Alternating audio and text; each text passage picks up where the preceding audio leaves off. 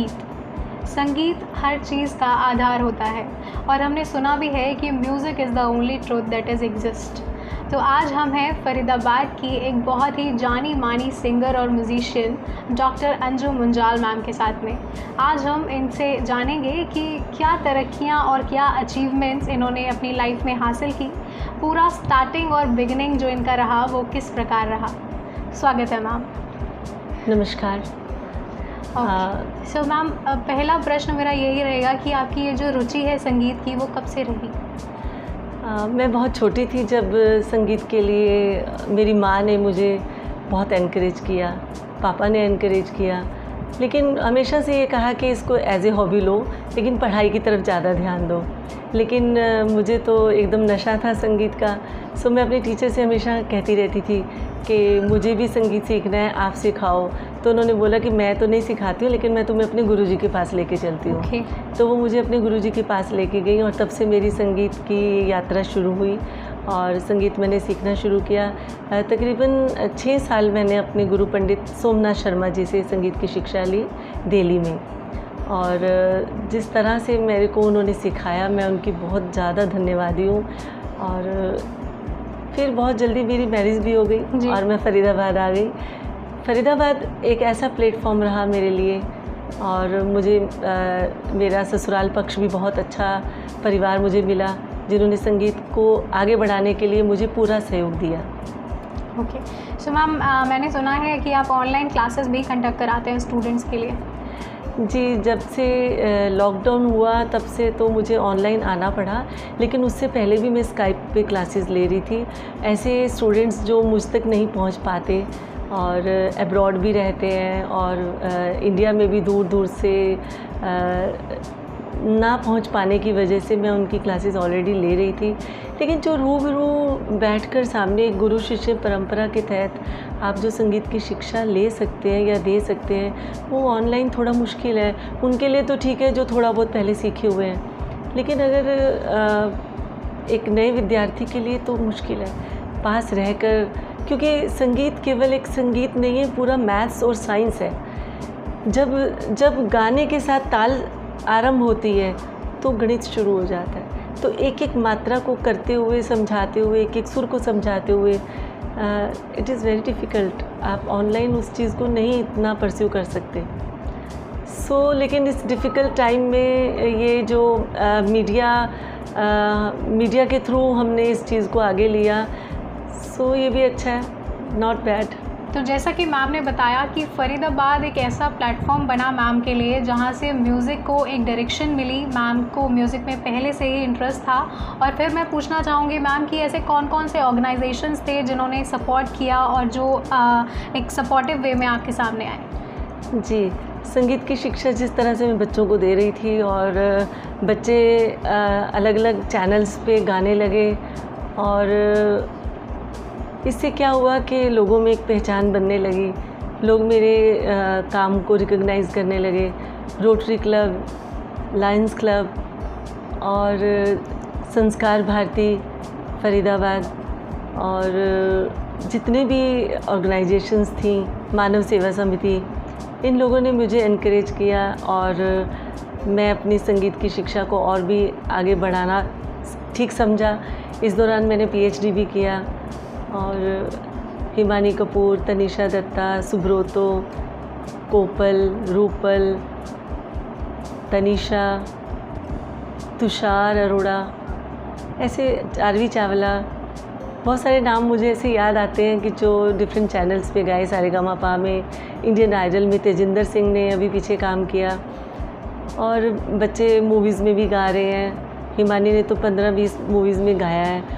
और अभी 2 साल पहले मुझे भी काम करने का मौका मिला एक मूवी के लिए, बॉलीवुड मूवी जिसका नाम है हम तीन हमारे तीन। वो लॉन्च हो रही है अभी। उसका एक गाना मैंने कंपोज़ किया है और मेरे स्टूडेंट्स ने गाया है। बहुत खुशी होती है कि जब काम को रिकॉग्नाइज़ किया जाता है। तो मुझे लगता है जब एनकरेजमेंट मिलता है तो आपके काम करने की इच्छा और बढ़ जाती है।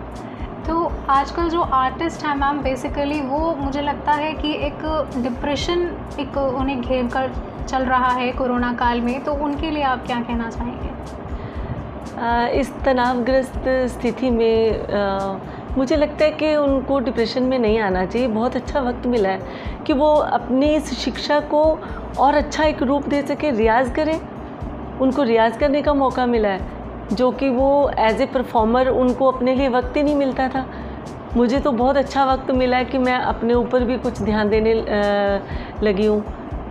तो ये तो गलत है, वो ऐसा ना सोचे। ये थोड़ा सा कठिन समय आया है, चला जाएगा।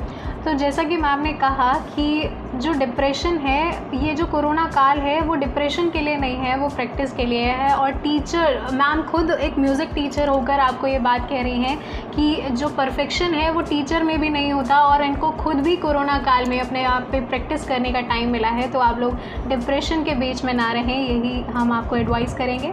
उसके बाद हम मैम से जानेंगे, मैम आपके क्या क्या अचीवमेंट्स अब तक रहे हैं। भारत विकास परिषद जिन्होंने हमेशा मुझे एनकरेज किया, राजकुमार अग्रवाल जी हैं, उनकी पूरी टीम है। जब भी कोई वुमेन अवार्ड है या सम्मान के लिए उन्होंने हमेशा मुझे आगे किया, चाहे वो नेशनल लेवल पे था या हरियाणा के जितने कलाकारों के बीच में, अपनी सब समितियों के बीच में हमेशा मुझे एनकरेज किया। गुरु पूर्णिमा के अवसर पर मानव सेवा समिति ने सबसे पहले मुझे सम्मानित किया, उसके बाद संस्कार भारती ने किया, और एक दिल्ली बेस्ड एक ऑर्गेनाइजेशन है जो संगीत के प्रतिभाओं को आगे करती हैं, वह है संगम कला ग्रुप। संगम कला ग्रुप के नेशनल अवार्डी मैं हूँ एज ए म्यूज़िक टीचर। मैं आपको दिखाना चाहती हूँ कि ये अवार्ड मुझे सिरी फोर्ट ऑडिटोरियम में अदनान सामी, उषा उत्तप, नलनी कमलनी जी, जितेंद्र जी और बहुत महान कलाकारों के हाथों से, मुझे गुणीजनों से ये जो मुझे मिला, तो वो मेरे लिए बहुत ही एक प्रशंसनीय, एक ऐसा समय था कि बस मैं क्या बताऊं कि संगीत को इतना ऊंचा उठाने के लिए जो ये सम्मान किया जाता है, उसके लिए मैं सबके लिए धन्यवाद देती हूँ। और हाल ही में मुझे 15 अगस्त के अवसर पर हमारे हरियाणा के राज्यपाल जी से, सत्यपाल पथिक जी से मुझे संगीत के क्षेत्र में कार्य करने के लिए सम्मान मिला। इस तरह से मुझे कार्य करने की जो इच्छा शक्ति है और भी बढ़ जाती है, मैं और अच्छे कलाकार तैयार कर सकूं। और युवाओं के लिए संदेश है कि शास्त्रीय संगीत ज़रूर सीखें। मेरे पास अगर कोई बॉलीवुड संगीत भी सीखने के लिए आता है तो मैं उन्हें इस तरह से मोड़ देती हूँ कि पहले बेसिक अपना जो अच्छी टेक्निक्स हैं उन्हें सीखें और फिर आगे आए। मैम आजकल हम लोग सोसाइटी में देखते हैं एकेडमिक्स को लेके पेरेंट्स बहुत कंसर्न रहते हैं, बच्चे यहाँ जाएं, ये करें, बहुत सारे कोर्सेज, इतने सारे इंस्टीट्यूशंस हैं, लेकिन ये जो क्रिएटिव चीज़ें हैं, कुछ लाइक म्यूज़िक ले लेंगे, सिंगिंग ले लेंगे, वो सारी चीज़ें लोग नहीं चाहते कि हमारा बच्चा उनमें अंदर एंटर भी करे। तो उसके लिए आप क्या कहना चाहेंगे? मैं अपने संगीत की ही बात करूँ तो संगीत बच्चे को संस्कारवान बनाता है, राइट। तो स्टडी के साथ साथ अगर बच्चा कोई ना कोई अपनी hobby, not only music, drawing है, काव्य पाठ है और मूर्तिकार बन सकता है, कुछ भी, कोई भी अपनी हॉबी को वो डेवलप करे, उससे क्या होगा कि बच्चा का जो माइंड है वो इस तरह से डेवलप करेगा कि उसको बाकी के सब्जेक्ट्स पढ़ने भी इजी हो जाएंगे, इंटरेस्ट आएगा जी। तो ज़रूर सीखना चाहिए। और संगीत तो मुझे लगता है कि सर्वश्रेष्ठ है, आपको तनाव मुक्त करता है, आपको चीयर अप करता है, फ्रेश करता है जी, है ना। तो संगीत ज़रूर सीखें, चाहे इसको, वो ज़रूरी नहीं है कि सभी लोग कलाकार बनेंगे, जी जी, सभी लोग कलाकार नहीं बनने वाले, लेकिन उसके अंदर संगीत सीखने से सहयोग की भावना, समर्पण की भावना, उसमें ये सारी जो मॉरल वैल्यूज़ हैं वो जो क्रिएट होती हैं, उससे वो एक अच्छा नागरिक बनने में उसको हेल्प करेगा। जी जी। तो अगर आप म्यूज़िक प्रोफेशनली नहीं लेना चाहते तो you can take it as your hobby, और आप उसमें अपना ह्यूमैनिटी स्किल्स इंक्रीज़ कर सकते हैं, आपके अंदर बहुत सारी क्वालिटीज़ इम्प्रूव होंगी।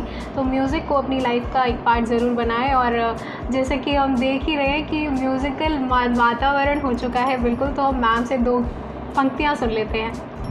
मैम जो भी आपके दिल के करीब 2 पंक्तियाँ हों आप हमें सुनाएं। हाय मर जाएंगे हम तो लुट जाएंगे, ऐसी बातें किया न करो है, आज जाने की जिद ना करो है, आज जाने की जिद ना करो।